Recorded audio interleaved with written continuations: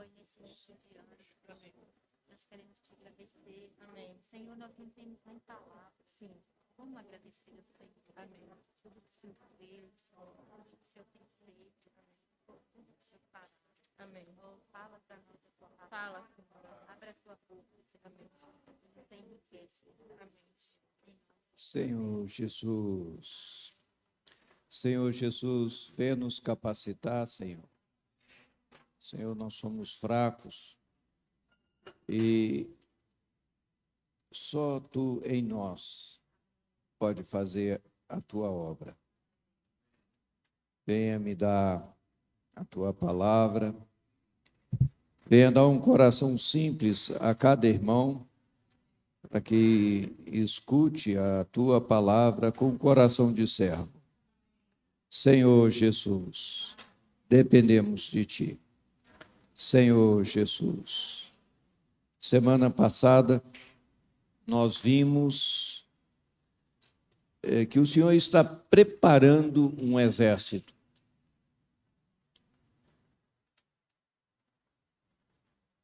E é uma luta diferente, porque não é luta contra sangue e carne, mas sim contra principados e potestades nas regiões celestiais. Nós, às vezes, ignoramos esse fato e a gente marca pessoas. Aquele cara não gosta de mim. Aquela mulher tem a língua grande demais e só sabe falar mal de mim. A gente, então, começa, em vez de ver que nós muitas vezes estamos caindo em armadilhas do inimigo, a gente só vê pessoas. Sabe por que o inimigo quer isso? Porque quando nós miramos naquela pessoa e nós enchemos o nosso coração de rancor e de mágoa contra aquela pessoa, os nossos pecados param de ser perdoados. É o que o diabo quer. Por isso, a pregação do Senhor Jesus começa com arrependei-vos, porque está próximo o reino dos céus. Irmãos, se nós não nos arrependermos, o Senhor não tem caminho no nosso viver espiritual. Enquanto eu ainda tiver uma pessoa que eu ainda falo, eu não perdoo, o Senhor não tem caminho para eu crescer, para eu mudar de dimensão. Em que dimensão nós vivemos hoje?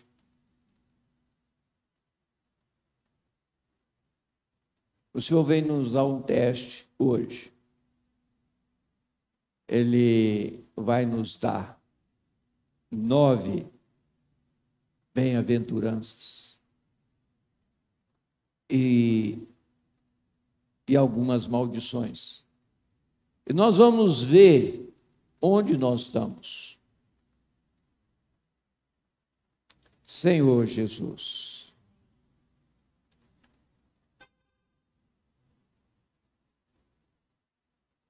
bem-aventurados. Bem-aventurado quer dizer feliz. O Senhor quer a nossa felicidade. E nós achamos que vamos achar felicidades em relacionamentos. Por isso, tem tantas pessoas que casam e logo descasam. Ou acham que vão ter felicidade em adquirir bens. Ao dia que eu comprar aquele carro. E quando o carro está novo, é um xodó.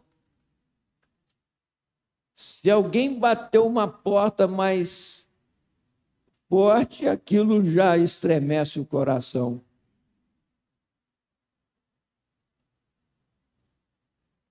Mas o tempo vai passando e a gente percebe que o vazio que existe dentro de cada um de nós é muito maior do que bens ou pessoas para preencher. Então, hoje, o Senhor vem nos dar um teste. Nós precisamos ser sinceros diante do Senhor, porque somos nós mesmos que vamos ter que nos avaliar.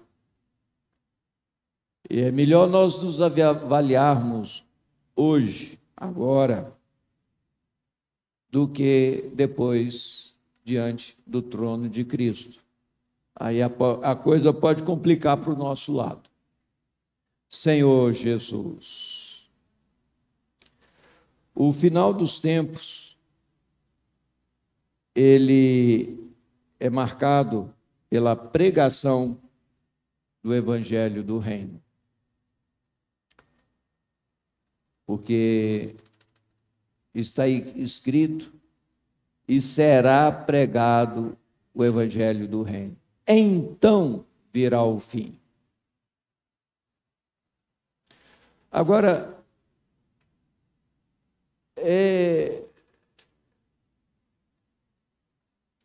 não é simplesmente nós chegarmos para as pessoas,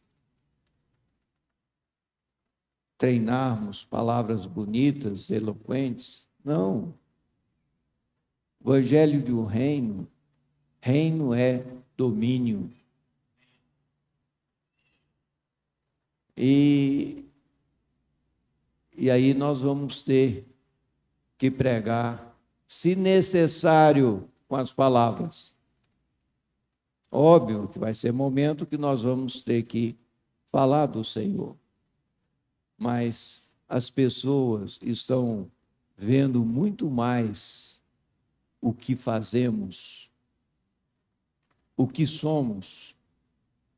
E é por isso que hoje nós teremos essa avaliação. Senhor Jesus. O Senhor Jesus, ele foi levado para o deserto.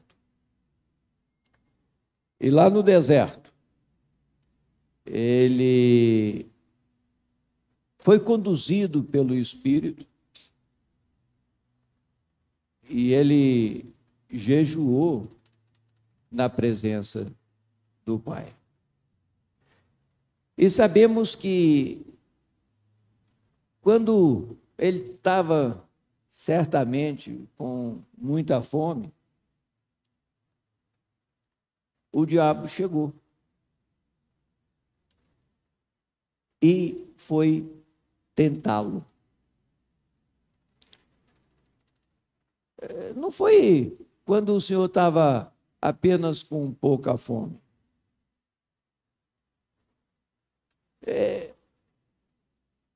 A gente, às vezes, fica um dia sem comer, já está meio groga. Imagina, o Senhor ficou 40 dias. O inimigo, ele fica nos espreitando. E ele vai atacar segundo as nossas fraquezas, segundo os nossos pontos fracos. Talvez o Senhor já nos ganhou em determinada área. Talvez eu já não seja uma pessoa com falar dúbio, mas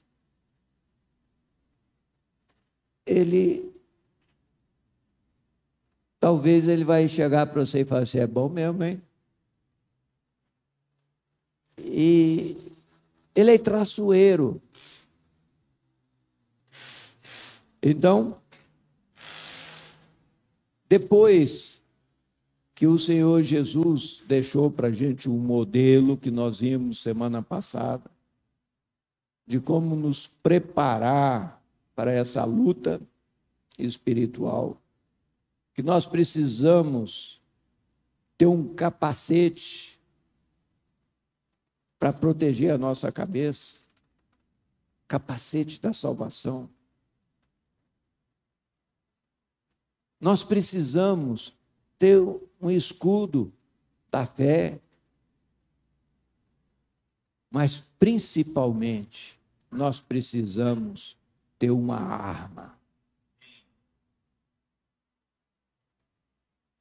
E essa arma é a palavra do Senhor. Mas nós sabemos que a oração aí é fundamental nessa luta. Irmãos, mas o nosso foco hoje não é nessa luta em si, que foi muito bem explorado semana passada. Mas, saído do deserto, o Senhor, ele subiu para o monte. Já estava alimentado, os anjos vieram e o serviram, estava ali fortalecido. E os discípulos se achegaram a ele. E aí, o Senhor começou a dar o teste para os seus discípulos.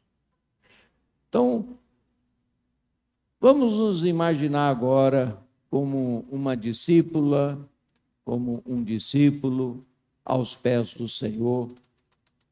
E vamos ver qual é a nossa real situação.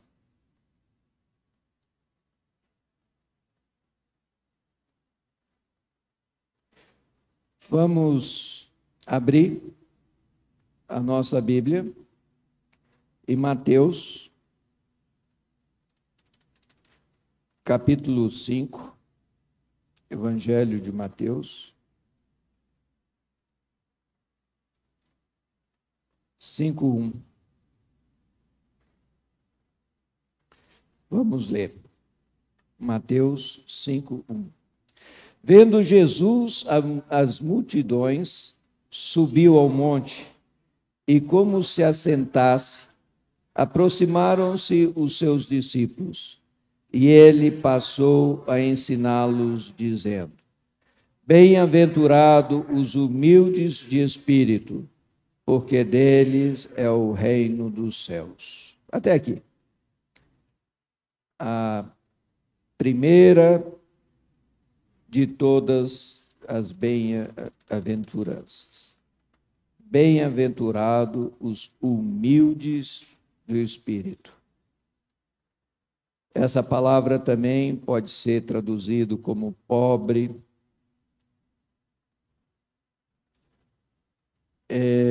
até como um mendigo.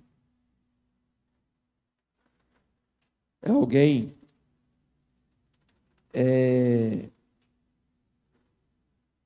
que está com o seu espírito vazio. Se eu tiver cheio de muitas coisas, como que eu vou poder encher? Esse copo está cheio de água. Agora, se ele tivesse cheio de terra, como que eu poderia beber água agora? Teria que alguém tirar a terra, lavá-lo, para ele poder ser útil. Então, nós somos comparados a vasos, tanto no Antigo como no Novo Testamento, nós somos comparados a vasos. Deus, o Pai, é o oleiro, aquele que nos moldou. Então, eu não sou um tijolo daqueles antigos, né? Porque hoje os tijolos é tudo oco, né? Mas o tijolinho antigo, ele é compacto. Não dá para você pôr massa dentro de um tijolo antigo. No tijolo novo, sim, porque ele é oco. Irmãos, nós somos um vaso. Primeira coisa, eu preciso me esvaziar diante do Senhor. Falar, Senhor, eu quero mudar de dimensão. Eu quero sair desse mundo, eu quero subir ao monte. Nós vimos que essa luta é contra nós que estamos querendo ficar nesse mundo. Esse mundo nos atrai. Pode ser que o Kelvin não goste de assistir filme, mas gosta lá, né? Do joguinho. A Dulce passa no joguinho e nem se interessa.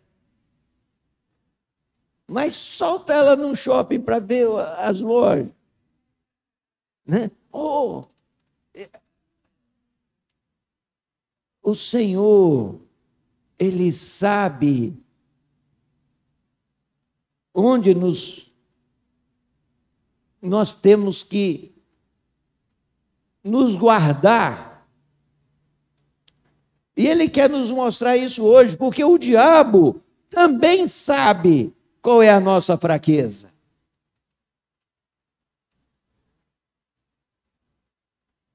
Então, primeira coisa, nós vimos que existem duas dimensões: mundo. E nós temos que viver nesse mundo. É por isso que o Senhor ora: Senhor, não os peço que os tire do mundo, mas que o livre do mal. Nós temos que comprar e vender. Nós temos que pôr o filho na escola. Nós temos que comprar o pão na padaria. Ou, se quiser, vai ter que comprar o trigo e fazer seu pão. Mas não tem como nós vivermos fora desse mundo. Mas é nesse mundo que o Senhor quer nos preparar para a luta. Individualmente, como um guerreiro dele, e coletivamente, como a sua igreja e noiva. Nós temos que brilhar como estrela, individualmente, mas nós também temos que brilhar coletivamente como um candelabro. Nós vemos lá representado em Apocalipse as 7 igrejas. E cada um tem o seu candelabro. E o Senhor nos exorta a brilharmos. Senhor Jesus, felizes os pobres de espírito, porque deles é o reino dos céus. Então, se você está achando que você não é tão pobre assim, que você já tem muita palavra, já tem muitos anos de vida da igreja, você já está com um problema no teste. Nós temos que ter sempre um coração de mendigo diante do Senhor. Senhor, eu quero uma moedinha. Senhor, eu preciso de ti. Lembra do mendigo Bartimeu? Por que o nome dele está registrado na Bíblia? Por que o mendigo Lázaro está registrado na Bíblia? Porque eles eram conhecidos do Senhor.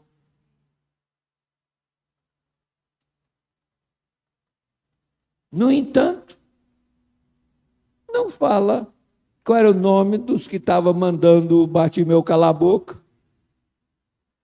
Também não fala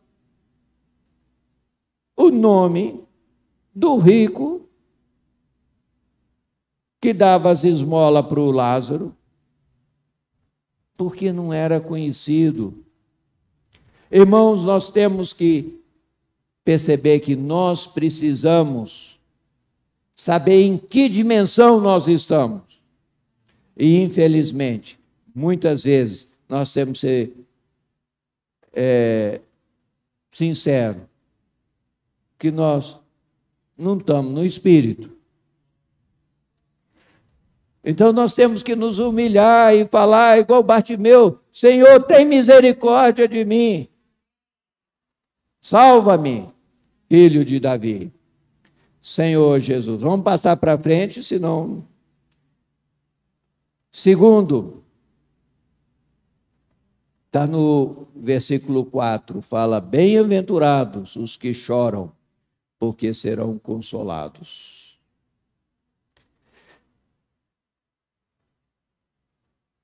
Bem-aventurado os que choram. Por que alguém chora? É porque não está satisfeito com aquela situação. Quem está satisfeito, está tranquilo. Agora, quando o dente dói, aí, né, tem até a expressão, né? Quem não chora não mama. A criancinha está ali, deu fome, ela chora. Nós precisamos chorar diante do Senhor. É interessante. O Senhor Jesus, quando estava carregando a sua cruz e seguindo para o Gólgota, algumas mulheres que o acompanhavam estavam chorando de ver aquela cena daquele homem todo ensanguentado, caindo, tropeçando, arrastando uma cruz pesada. O que o Senhor falou para ela? Chorai por mim, não. Chorai por vocês mesmos e pelos vossos filhos.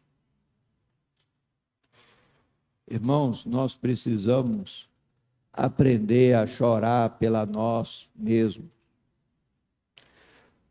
Porque se nós não aprendermos a chorar pela nossa condição,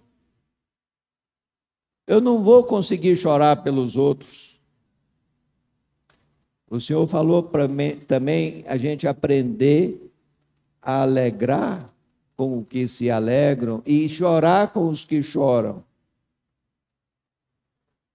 É quando você vê as pessoas chorando, é porque elas estão mais frágeis. E nós temos que aprender a aproveitar as oportunidades. Porque às vezes é em meio às dificuldades é que nós começamos a invocar o nome do Senhor Jesus. Nós já conhecemos a história. Enosh significa homem fraco, frágil, mortal. É homem na sua fragilidade. Então, quando nasceu aquela criancinha,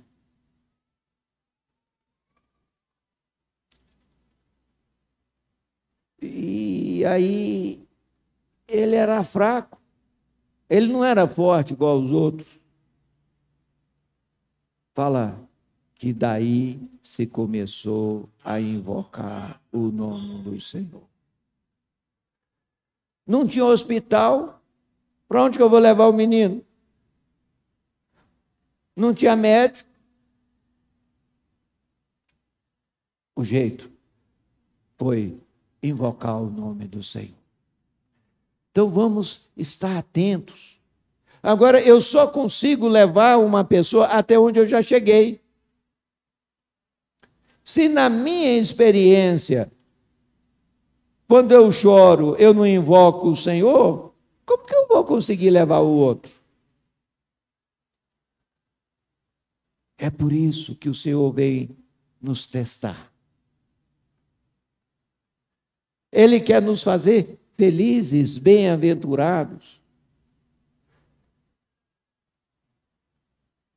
Mas a gente tem que ver que nem sempre eu estou sendo feliz, eu estou sendo infeliz em algumas posições. Então eu tenho que me arrepender.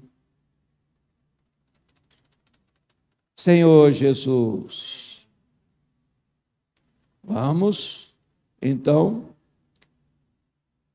para a terceira bem-aventurança, que é o versículo 5. Bem-aventurados os mansos, porque herdarão a terra. O Senhor, Ele quer que nós sejamos mansos. E aí eu estou reprovado, porque o meu falar nem sempre é manso, principalmente com aqueles que eu estou mais à vontade. Quando a gente, os de fora, a gente é mais educado, mas em casa as coisas pegam. Então,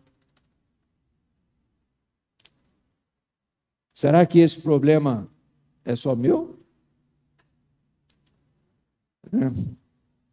Senhor Jesus, então nós temos que nos arrepender. No mundo, quem que herda? É o mais valente.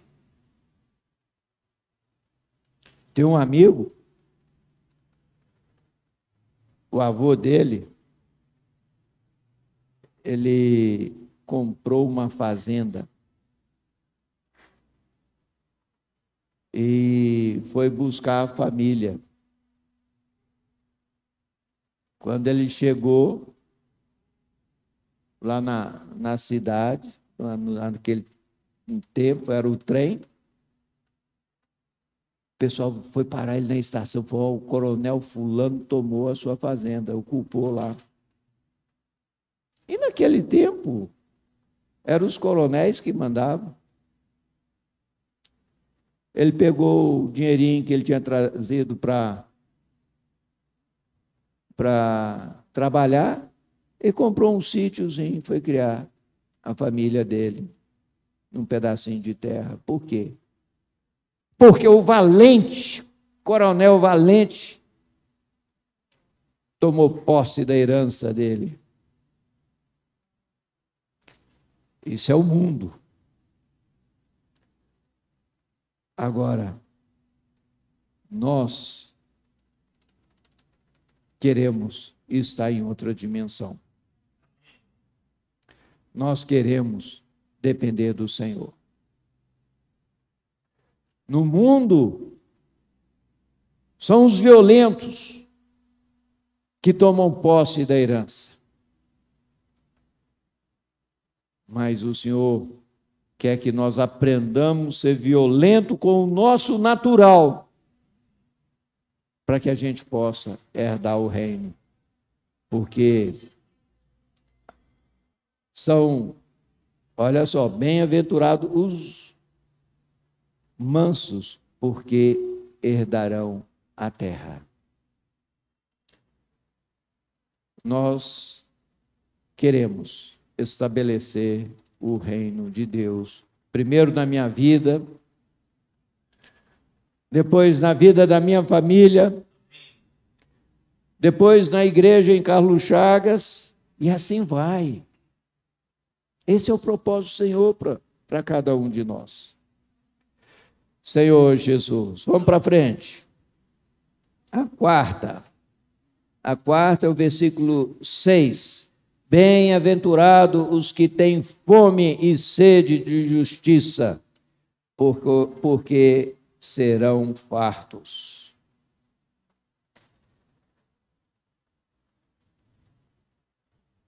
O Senhor, Ele quer expor o nosso natural. Você dá para uma criança dividir um pedaço de bolo. Fala, ô filhinho, divide aí com o seu irmão. Não, é meu. Esse é o nosso natural. Lá em casa, minha mãe falava assim, ó, vocês são 3, né? Que o Mário veio só muito tempo depois, né? Ó, quem for partir vai ser o último a pegar o pedaço. Aí ele ficava até com a régua, né? Porque agora fala, quem partir pega o primeiro pedaço, é o maior. Então, o Senhor está querendo mostrar quem nós somos, o nosso natural. Eu quero o melhor para mim. Eu vejo quantas famílias aí que aparentemente estava tudo bem, mas quando vai dividir a herança, aí o pau quebra. Porque eu quero esse pedaço, eu quero esse, e aí o negócio se complica. Por quê? Porque é o nosso natural. Agora o Senhor está querendo nos chamar. Nós somos discípulos. Ele está querendo fazer uma avaliação para ver qual é a nossa real condição. Bem-aventurado os que têm fome e sede de justiça, porque serão fartos. Nós só seremos fartos de justiça. Não é nesse mundo, não. É no reino. Lá sim haverá justiça. Senhor Jesus. Vamos então para a quinta, versículo 7. Bem-aventurados os misericordiosos, porque alcançarão misericórdia. O Senhor está falando, ó, com a misericórdia que você mediu os outros, eu vou medir você. Ele até usou uma vez uma história. Tinha lá um rapaz que tinha uma dívida muito grande, ele pediu perdão para o seu senhor, o seu senhor o perdoou, a dívida era grande, mas depois ele pegou um conservo seu e mandou para a cadeia, porque devia um pouco para ele. Aí aquele rei mandou chamar ele e falou, ó, eu usei de misericórdia para com você. Mas por que você não usou de misericórdia para o seu conservo? E aí ele se deu mal. Agora, se eu acho que eu sou bom, eu eu não vou ter misericórdia dos outros. Agora, se a gente olha para nós e vê que nós somos muito aquém do que o Senhor quer e precisa, aí nós vamos ser mais misericordioso com os outros e mais justo conosco mesmo. Senhor Jesus, vamos passar para frente. Versículo 8. Bem-aventurado os limpos de coração, porque verão a Deus. Bem-aventurado os limpos de coração, porque verão a Deus. Senhor Jesus, a Bíblia fala que o coração do homem é de onde procede as contendas e invejas. Nós precisamos tratar o nosso coração. E a primeira coisa é pedir para o Senhor lavar com o sangue precioso de Cristo. Porque só o sangue dele é capaz de nos limpar. E aí nós somos feitos filhos de Deus. Mas o Senhor não quer apenas filhos.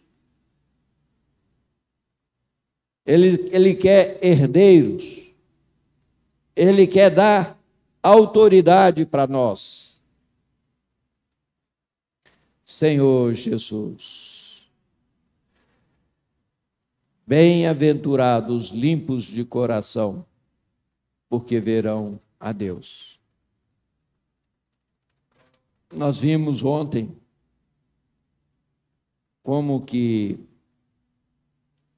o Senhor fala de Davi, um homem segundo o coração de Deus. E a gente vê que ele cometeu suas falhas, mas ele era rápido em tratar a situação. E é isso que o Senhor quer. O Senhor conhece a nossa natureza. E foi por isso que ele foi à cruz, para derramar o sangue precioso, para que nós tenhamos como resolver o nosso problema. Como mudar de dimensão. Como sair dessa esfera e ir para uma outra esfera espiritual. Sair da esfera do mundo para entrar na esfera do Espírito. Senhor Jesus. Versículo 9. Bem-aventurados os pacificadores, porque serão chamados filhos de Deus. Bem-aventurado os pacificadores, porque serão chamados filhos de Deus.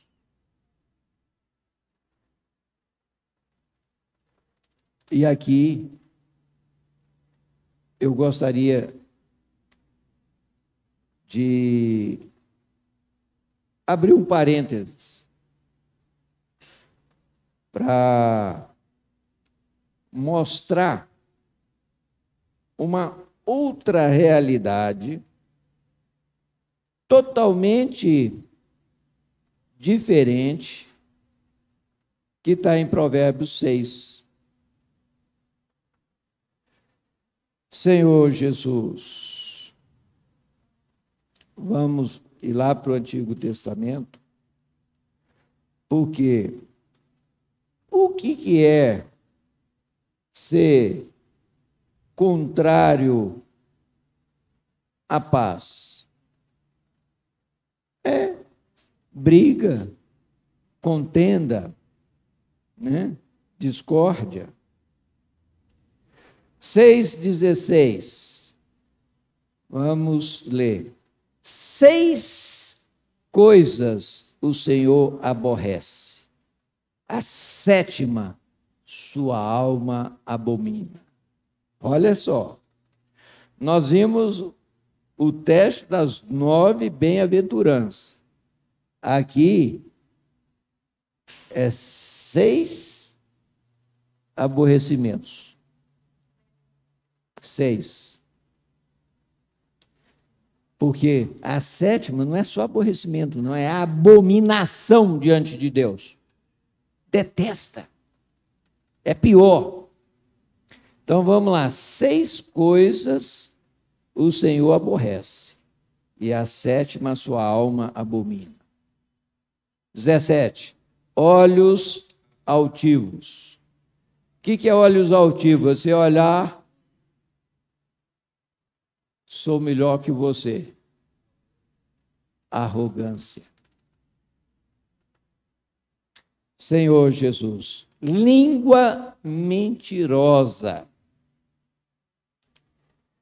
E às vezes a gente se pega, né, mentindo. Não fala que eu não estou aqui, não. Esse cara é muito chato.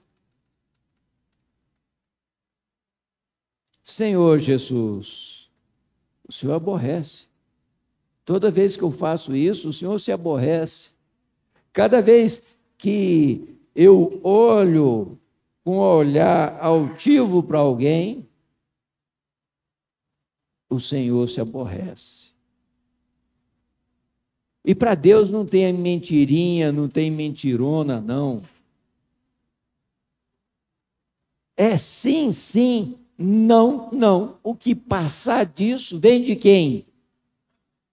Olha, é a luta que nós vivemos.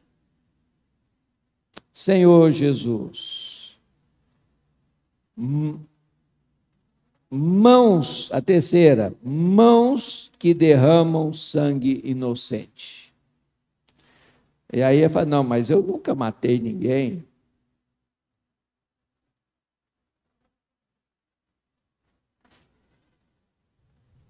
Mas na frente o senhor fala que se você xingar uma pessoa, você já matou ela no seu coração. Se você matou, você derramou sangue, né? Senhor Jesus, o Senhor se aborrece disso. 18. A quarta, coração que trama projetos iníquos. Você maquina.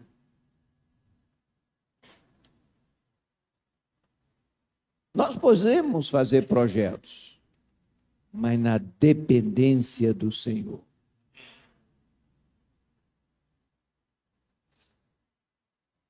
O Senhor não quer que nós sejamos pessoas indolentes, preguiçosas, mas nós temos que aprender em tudo. Falar, se o Senhor permitir, eu farei isso e aquilo. Senhor Jesus.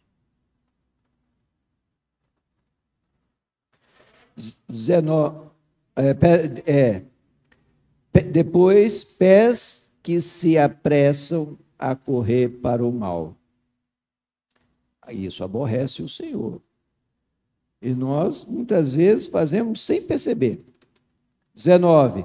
Testemunha falsa que profere mentiras. Agora, olha só. Qual é o 7º? E o que semeia contenda entre os irmãos. Se a gente contar aqui direitinho, a 7ª. A 7ª, o Senhor não apenas aborrece, mas ele abomina.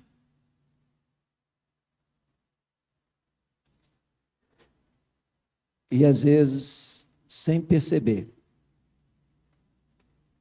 Porque entre irmãos, você se sente em casa. Você tem liberdade de falar coisa para um irmão, porque você não fala para qualquer um, não. E é nesse ponto que o Senhor fala que ele abomina pessoas. Que faz contenda? Não, que joga uma sementinha. Fala assim, jogou verde para colher maduro, né? Senhor Jesus. Então vamos fechar esse parênteses aqui, desses 6 aborrecimentos que o Senhor tem conosco, comigo, e essa uma abominação que ele tem,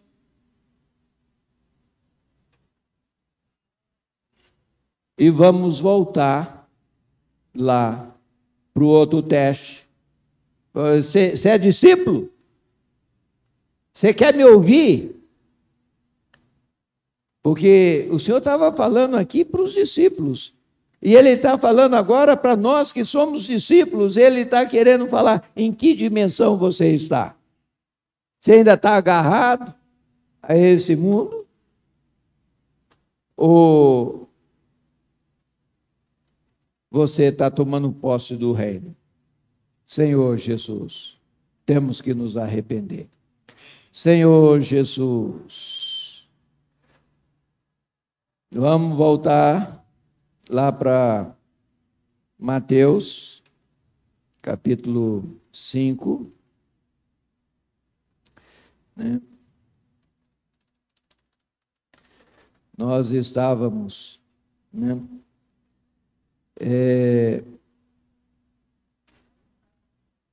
Foi o versículo, nós estávamos no 9, né? Feliz ou bem-aventurados, né? Os pacificadores, né?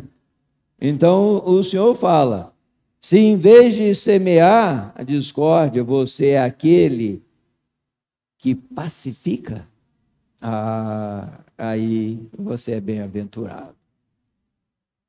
Então nós temos que nos humilhar diante do Senhor e falar, Senhor, muda o meu caráter. Senhor, muda a minha disposição. Eu quero ser aquele que pacifica a briga do casal. Né? Eu estou falando do casal, Dulce e eu brigando. Eu preciso ser aquele que pacifica. Se é Fida e Yane, aí o que for mais esperto tem que ser aquele que fala, Senhor, eu quero pacificar essa contenda. Aí, esse que for mais esperto vai ser mais feliz. É isso que o Senhor quer da gente. Porque não adianta nós sairmos aí fora e se dentro nós ainda não estamos de acordo com o que o Senhor quer. Por isso que é um teste para a gente. O Senhor está falando, não é para os de fora, não, essa palavra aqui é para os discípulos. E eu estou sendo muito exposto. Senhor Jesus. 11. Bem-aventurados sois. Bem-aventurados os perseguidos por causa da justiça, porque deles é o reino dos céus. Senhor Jesus. A palavra já nos adverte. Paulo fala para Timóteo que todos aqueles que forem viver piedosamente. O que é piedosamente? Expressando Deus. Fala, serão perseguidos. Então nós não temos que nos assustar quando vier algum tipo de perseguição. Senhor Jesus, E aqui fala, porque deles é o reino dos céus. Quando nós chegamos a esse estágio, oh, que maravilha, porque nós já estamos dentro da outra esfera. É o que eu anelo. Senhor Jesus. 11. Bem-aventurados sois quando por minha causa vos injuriarem e vos perseguirem, e mentindo disserem todo mal contra vós.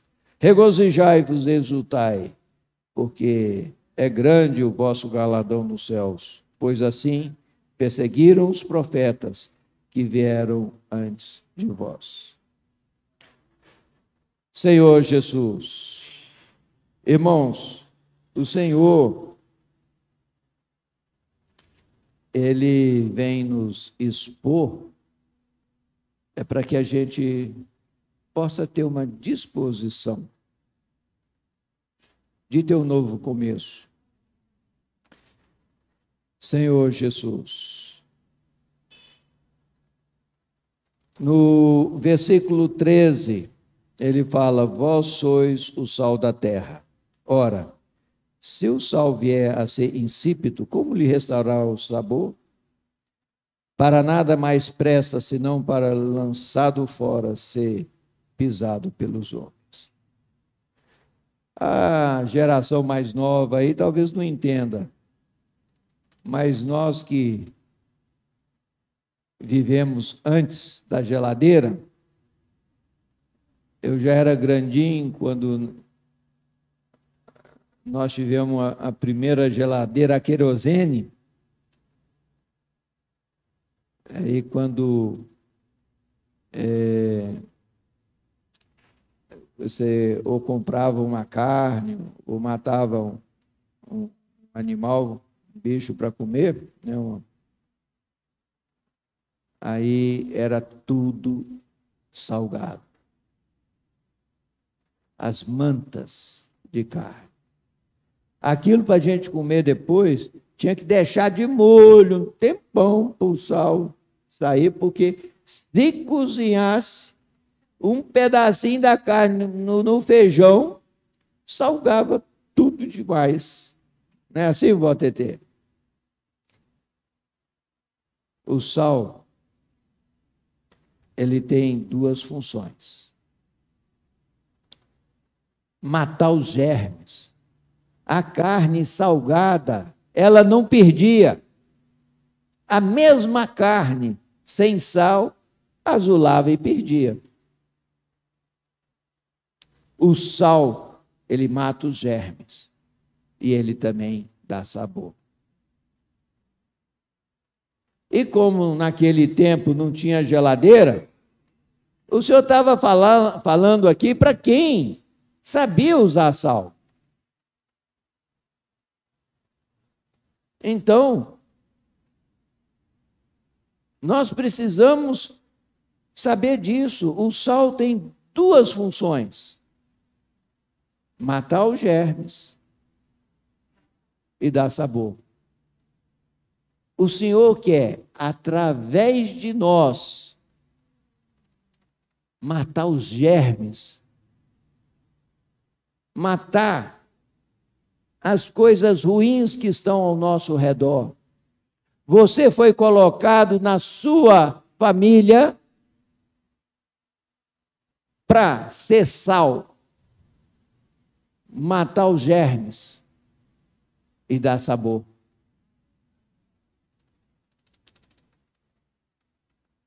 Porque quando as pessoas forem fazer as coisas erradas do seu lado, já se sentem constrangidos. Até quando eles forem falar umas bobagens, eles já se sentem constrangidos, porque você é sal. Você mata germes e dá sabor. É isso que o Senhor quer de nós. Senhor Jesus. E no 14 fala, sois a luz do mundo. Não se pode esconder a cidade edificada sobre o monte. Nem se acende uma candeia para colocá-la debaixo do alqueire, mas no velador, e alumia todos os que encontram na casa. Aqui é diferente.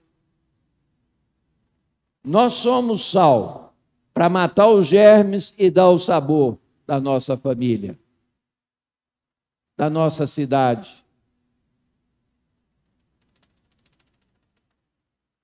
Mas o sal, ninguém vê. Você olha assim um prato de arroz, você não sabe se ele está sem sal ou se está salgado demais. Você só vai saber quando provar. Aí você sabe. Não está no ponto. Sem sal. Fica igual comida de hospital, a gente parece que tudo tem o mesmo sabor, né? Mas também, quando é muito puxado no sal, você não aguenta comer. Tem um equilíbrio. Agora, a luz, todos veem. Então, o Senhor está querendo dizer aqui, ó, você é sal para dar sabor, matar os germes, e ninguém está vendo, não. Mas a luz, todo mundo vê. O que é o contrário da luz? São as trevas. Se apagar aqui as luzes, nós vamos perceber a luz lá de fora. Mas se a luz lá de fora também apagar, nós vamos ficar tudo no muito escuro e ninguém vai ver nada. E o Senhor está falando, olha, você não é apenas sal, mas você também é a luz para iluminar. Mas quem é luz? Eu? Não. É Cristo habitando em mim. Nós vamos expressar a luz do Senhor. É isso que Ele quer. E Ele está falando aqui de candeia para dentro de casa. É a Mariana sendo ali a candeia na casa dela. Mas há um candelabro também. Candelabro é coletivo. Aí somos nós como igreja. Esses dias, essa semana, eu estava meio aborrecido, triste, mas eu cheguei, eu tenho que praticar também. Eu cheguei para um velho, ele, um negrão, gandão, ele era lá na nuca, ele sempre vendeu umas pomadas aí ele me vendeu uma pomadinha e eu falei, eu posso orar pelo senhor? Ele falou, pode. É aí que eu descobri ele, o irmão. Mas precisa ver a alegria dele. Depois ele perguntou, de onde você é? Onde você congrega? Aí eu falei, na igreja em Carlos Chagas. Ah, você é da igreja do Vida, né? Senhor Jesus. Irmãos,